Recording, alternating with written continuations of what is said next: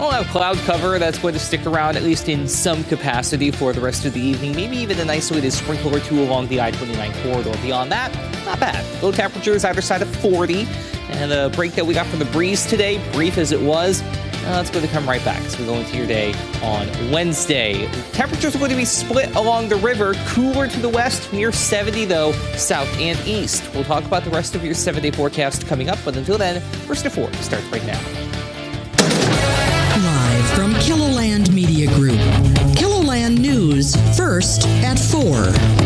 It's election day for several communities across the state. How voting is going in Sioux Falls coming up.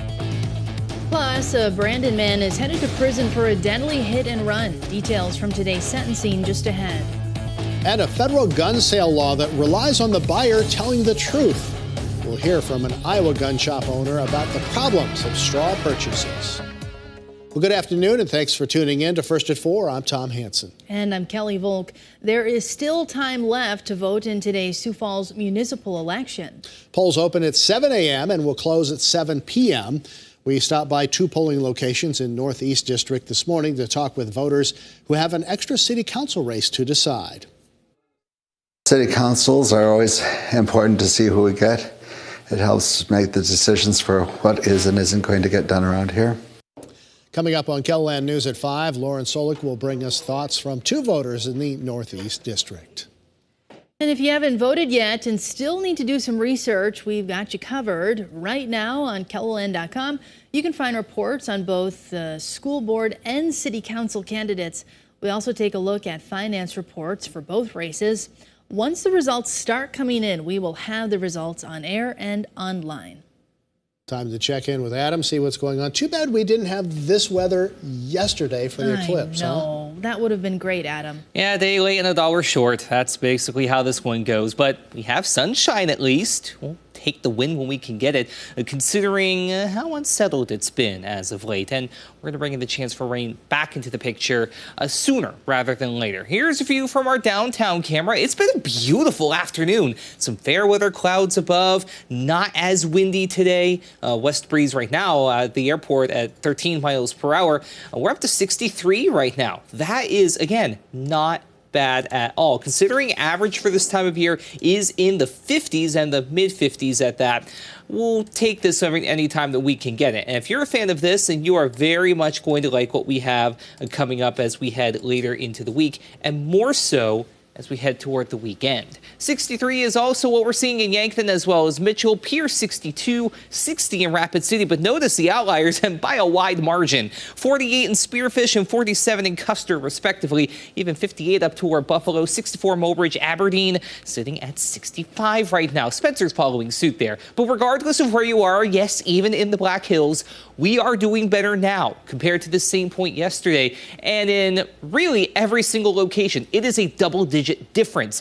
And for many areas, it's roughly a 20-degree difference where we are warmer than this same point yesterday. So, like I said, all things considered, we could be doing far worse. Satellite and radar beyond those little fair weather clouds, that's really it. It's going to be a pretty quiet evening beyond maybe an isolated sprinkle that's going to try and crash the party along the I-29 corridor. Highs tomorrow, though, near 70 to the south and east. And then to a lesser extent up along and east of I-29 in northeastern KELOLAND, we'll see some mid-60s out toward Aberdeen and Miller. But we are also going to keep an eye on 2 things. One, chillier temperatures west river with more 50s and even a couple of 40s trying to hang tough out toward the hills. But also the opportunity for some scattered showers later in the evening into early Thursday. It's also not the last time we talk about rain either. More on that in your forecast as we head through the hour. Thank you, Adam. A judge has sentenced a Brandon man to more than 9 years in the state penitentiary for a deadly hit-and-run crash. It happened on the east side of Sioux Falls in July of 2023. Earlier this year, 38-year-old Anthony Cerdez pleaded guilty to 1 count of vehicular homicide. Other charges, including hit-and-run and DWI, were dropped as part of a plea deal. Today, before handing down his sentence, the judge talked about Cerdez's actions on the night of the crash and his history of drunk driving. KELOLAND's Renee Ortiz will have details from the courtroom at 6. Sioux Falls police are looking for a driver following a fiery crash on the east side of the city. Investigators say the driver of a pickup crashed into another pickup on East 26th Street this morning, not far from Bonson Avenue. The driver then got out of the vehicle and ran. One of the pickups started on fire, causing significant damage, as you just saw. The driver and the hit-and-run driver is described as a white man in his 50s or 60s. Police say the other driver had minor injuries. If you have any information on that crash, you're asked to call police. A Sioux Falls man will spend the next 3 years on probation for lying when he bought a gun, saying it was for himself, but was for another person. It's commonly known as a straw purchase. 38-year-old Andrew Robert Gordon was sentenced last month in federal court. He previously pled guilty to the 2022 crime when he agreed to buy a firearm for 23-year-old DeAndre Arnell Burnett. Burnett is a convicted felon and not allowed to have a gun. He was sentenced last year to more than 3 years in federal prison. A similar case in Iowa, a Fort Dodge man faces prison time and a big fine for buying a handgun for someone else in 2022. When he bought it, he also claimed it was for himself. Last week in federal court in Sioux City, Hunter Collier pled guilty to making a false statement during the purchase of a firearm. Marcus McIntosh explains how the case is part of a much larger problem. It is something known as a straw purchase, someone buying a firearm at a federally licensed firearm dealership for someone else, usually someone who is prohibited from owning one. Everybody is pretty much lying when they do it, because I don't know whether they're in it to make money, what's going on. The straw purchases seem to be a real big problem right now. It's frustrating. Aaron McKinney manages the Iowa Outdoor Store. These are the detailed forms that have to be filled out in order to purchase a firearm, highlighting a very important line. Are you the actual buyer of the firearm on this form?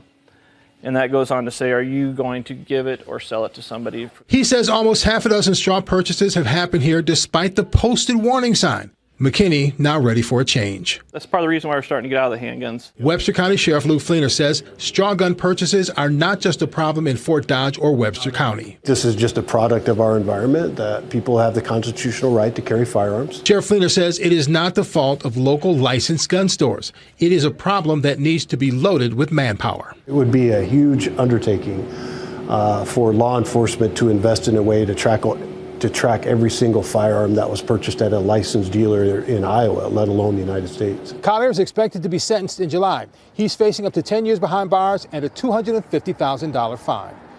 In Fort Dodge, Marcus McIntosh, KCCI 8 News, Iowa's news leader.